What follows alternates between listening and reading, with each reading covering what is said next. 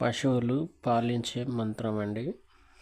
ఇది ఎవరైనా చేసుకోవచ్చు. ఎందుకంటే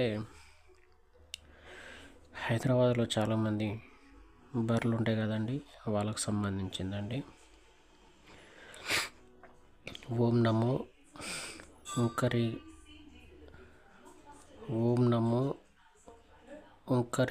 ఉంకరిని ప్రసవ ఓం శీతలం అని ఇక్కడ 2 థాట్స్ ఉన్నాయి కదండి. 2 సార్లు చదవాలి.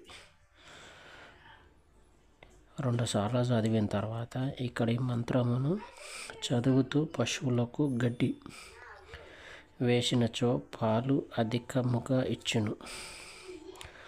అంటే నువ్వు గడ్డి వాటికి వేసేటప్పుడు ఈ మంత్రాన్ని నీ మనసులో చదువుకుని వేయాలి అంతే. ఇక్కడ జపం చేయమని అడగడం లేదు.